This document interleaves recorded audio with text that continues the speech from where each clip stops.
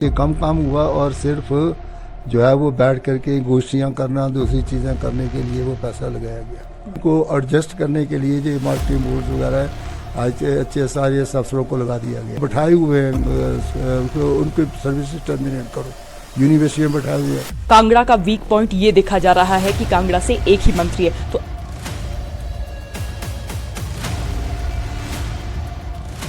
इस तरह का प्रत्याशी होना चाहिए आपकी नजर में?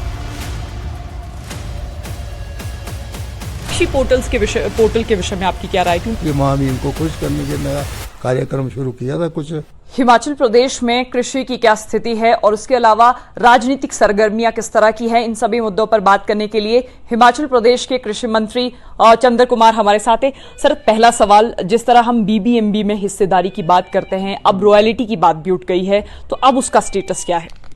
देखिए, अभी केस हमारा जो है वो फाइनल स्टेज के ऊपर था सुप्रीम कोर्ट में, लेकिन जिस जज ने अपनी जो है वो अनाउंस करनी थी जजमेंट, उसने उसको पेंड कर दिया और वो रिटायर हो गया। अब नया बेंच बैठेगा और क्योंकि जजमेंट तो राइटिंग में हो गई है, वो सिर्फ फाइनलिटी पे पहुंची कि उसने अनाउंस ही करनी है, सब कुछ हो गया। अब क्योंकि वो रिटायर हो गया, अब नया कोई जज अपॉइंट होगा उस बेंच में, तब जाके इसके आगे की जो है फर्दर कार्रवाई की। हिमाचल प्रदेश में विपक्ष के लोग लगातार कह रहे हैं कि सरकार उनके द्वारा चलाई गई योजनाओं को बंद कर रही है। जो योजनाएं भाजपा ने प्राथमिकता से चलाई थी, उसमें से एक प्राकृतिक कृषि को लेकर बात हो रही है कि जिस नेचुरल फार्मिंग ने पूरे देश में, हिमाचल प्रदेश में एग्जाम्पल सेट किया था हिमाचल ने, तो अब उसको बंद करने का फैसला सरकार ने क्यों लिया? ये पुश्तैदी खेती है जिसको हम ऑर्गेनिक खेती कहते हैं अंग्रेजी में। पहले गौमूत्र क्या है, गोबर है, सब चीज़ें जो हैं वो किसान खुद पैदा करते थे, और एग्रीकल्चर इज़ ए बायोकल्चर। अगर बायोकल्चर नहीं है तो एग्रीकल्चर नहीं है, एग्रीकल्चर है तो बायोकल्चर है।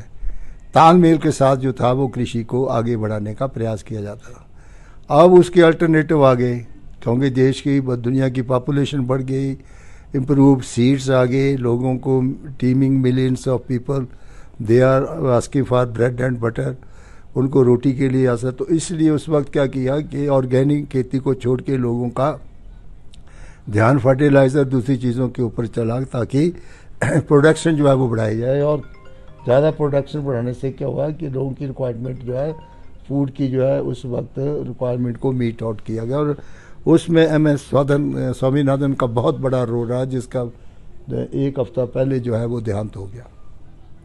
ही brought green revolution in the country. उसने यूनिवर्सिटीज़ में अच्छी रिसर्चेस की और इस प्रकार से सीरियल्स के उत्पादन किया, गेहूं का उत्पादन किया, उसके ऊपर काफ़ी रिसर्चेस उसके ऊपर हुई। फर्टिलाइज़र का भरपूर जो है वो यूज़ किया गया, और इस तरह से जो फर्टिलिटी है सॉइल की, उसको तो नुकसान हुआ, लेकिन उस वक्त नहीं सोचा गया कि इसके ऊपर क्या किया जाए, क्योंकि उस वक्त सिर्फ सबसे बड़ा टारगेट ये था कि हिंदुस्तान के जो गरीब लोग हैं, जो गरीबी की रेखा के नीचे लोग एक टाइम की रोटी नहीं खा सकते थे, उनको खाने के प्रावधान के लिए ये कार्यक्रम ग्रीन रेवोल्यूशन के टू में किया गया। उसके ऊपर विचार किया गया कि अगर इस प्रकार से हम मिट्टी का दोहन करते रहेंगे तो एक वक्त ऐसा आएगा कि मिट्टी इनफर्टाइल हो जाएगी। तो लोगों ने थोड़े एक्सपेरिमेंट एग्रीकल्चर डिपार्टमेंट में किया कि इसको हम एग्रो जो है वो खास करके ऑर्गेनिक खेती की तरफ ध्यान दें, जिसमें जो है वो खेती बाड़ी का ढांचा जो अब चल रहा है इसको थोड़ा परिवर्तन करें। आपको नहीं लगता सर सरकार को इस विषय में ऑल्टरनेट भी तो सोचना चाहिए? देखिए, उस वक्त इन्होंने क्या किया कि इनके पास फंड्स तो कोई थे नहीं, ये जो एग्रीकल्चर के फंड को डाइवर्ट कर दिया गया, और एक कमेटी जो थी वो चीफ सेक्रेटरी के अध्यक्ष में बना दी, एक कमेटी जो थी वो किसी साइंटिस्ट की अध्यक्षता में बना दी, और उसका जितना पैसा था 8 करोड़ के लगभग एलोकेशन फंड की हुई, वो सारा पैसा जो था सिर्फ काम तो कम नीचे कम काम हुआ, और सिर्फ जो है वो बैठ करके गोष्ठियाँ करना, दूसरी चीज़ें करने के लिए वो पैसा लगाया गया, और कोई अलग से इसका प्रावधान नहीं था।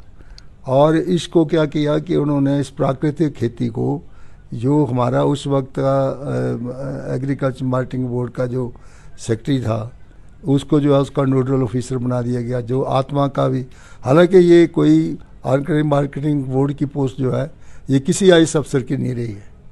मैं पहले एग्रीकल्चर का मिनिस्टर रहा हूँ, एग्रीकल्चर मार्केटिंग की बोर्ड हमेशा एग्रीकल्चर एक्सपर्ट्स के पास रही है।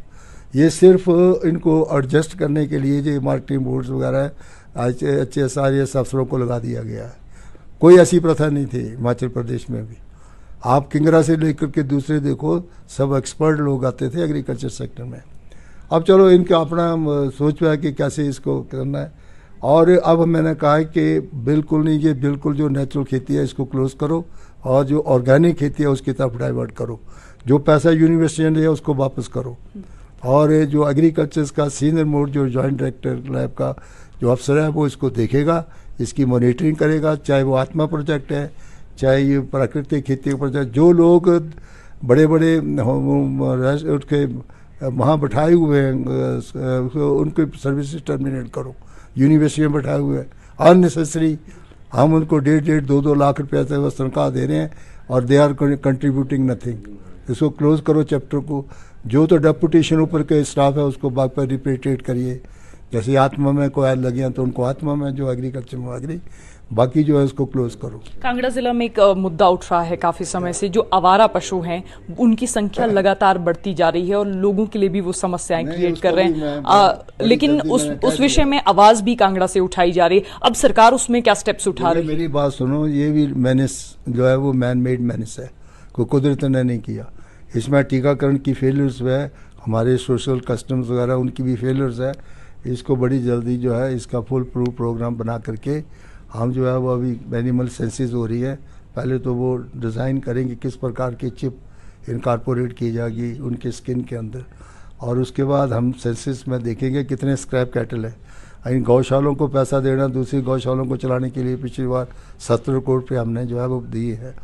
अब हमारी बार पैसा ही देते रहेंगे उनको, तो हम ये कोशिश करेंगे कि जो स्क्रैप कैटल है, जिस तरह से वृद्धा पेंशन लगती है तो हम भी स्क्रैप कैटल की पेंशन लगा देंगे, ताकि ओनर जो अपने घर में खुंडी में बांध कर उसको जो हमें पैसा दे, और ताकि ये मैंने सड़कों के ऊपर ना। कांग्रेस की प्रदेशाध्यक्षा प्रतिभा सिंह कह रही हैं कि जो अब लोकसभा के लिए प्रत्याशी होंगे उनके नाम कांग्रेस को जल्द से जल्द घोषित कर देने चाहिए।